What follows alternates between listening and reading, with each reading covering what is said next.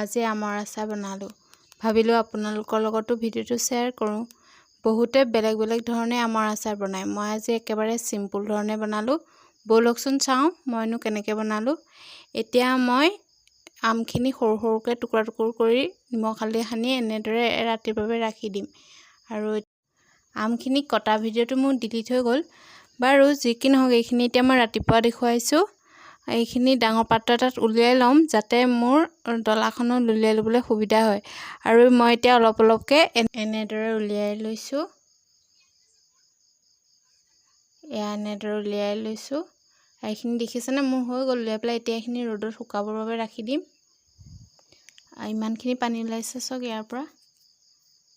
এতিয়া মই এইখিনি ৰ'দৰ পৰা আনি পেলাই দেখুৱাইছোঁ। এইখিনি দেখিছেনে ভালদৰে শুকাই গ'ল। এতিয়া মই মছলাখিনি ৰেডি কৰি ল'ম।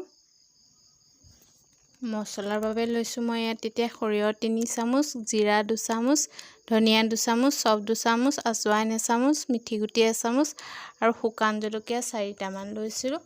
আৰু এইখিনি এতিয়া মই মিক্সিত দি পেলাই এইখিনি ভালদৰে পিচি ল'ম।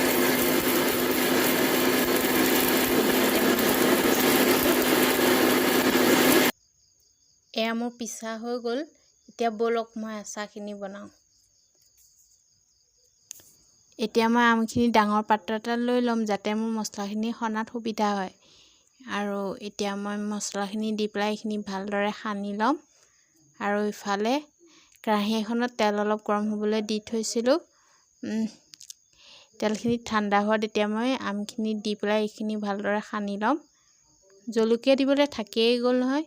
এতিয়া মই ভোট জলকীয়া এটা সৰু সৰুকৈ কাটি পেলাই দি দিছোঁ। আৰু ভোট জলকীয়াখিনিও কটা হৈ গ'ল মোৰ ভাগৰ।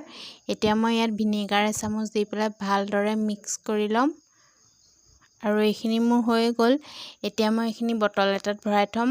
বটলটোত ভৰাই পেলাই 3 দিনমান ৰ'দত সাফৰখন খুলি পেলাই দি থ'ম। আৰু বিশ্বাস কৰক এই আচাৰবিধ খাবলৈ খুবেই টেষ্টি হয়। আৰু আপোনালোকে যদি ভিডিঅ'টো চাই ভাল পালে তেন্তে লাইক কমেণ্ট শ্বেয়াৰ কৰিব। আজিলৈ আহিছোঁ। বাই।